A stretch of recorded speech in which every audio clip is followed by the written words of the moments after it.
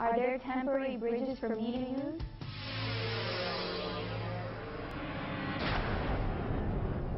The worst thing is to build temporary bridges between reality and expectations. You know, we are very good at building temporary bridges. Some of you use knowledge as the temporary bridge between reality and expectation. But that only makes you smarter in your understanding that there's a temporary bridge, that there is no permanent bridge. Some of you use people to be the temporary bridge between expectation and reality. But you know, my friend, if you depend on people to be your bridge between reality and expectation, you'll be disappointed. Your wife will disappoint you. Your husband will disappoint you. Your children will disappoint you. Your parents will disappoint you. Your best friend will disappoint you.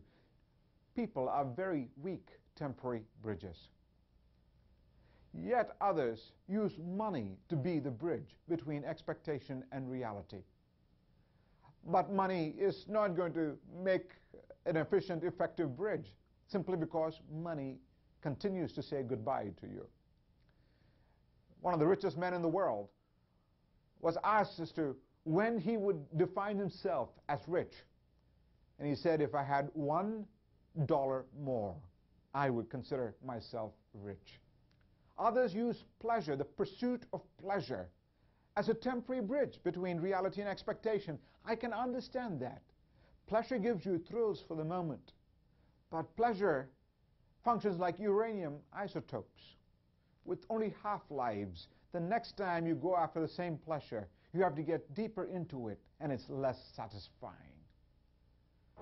And then there's a large number of people who use idols to be the bridge between expectation and reality. The problem with idols is that you create them and you expect them to favor you. But how can you have things that cannot see, that cannot hear, that cannot feel, help you? From North Africa is a wonderful thinker by the name of Augustine. He gave a problem, a thought problem for people to consider because he wanted to prove a very important point.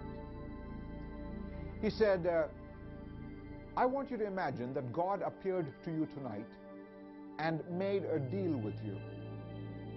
He said to you, I'll give you anything you want. Take a list, write it down, and show it to me. So you take inventory of what you want and you start writing it down.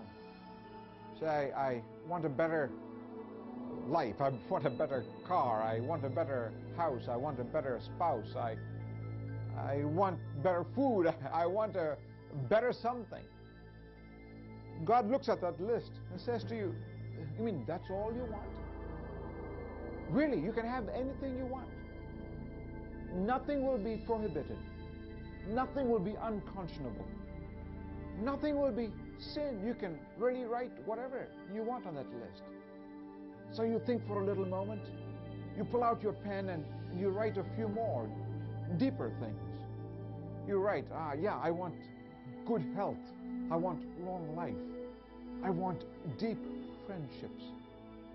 God looks at that list again and says, really, you can have anything you want. You can have anything you want, friend. And then God says to you, except you will never, ever see my face. You can have anything you want, except you'll never see my face.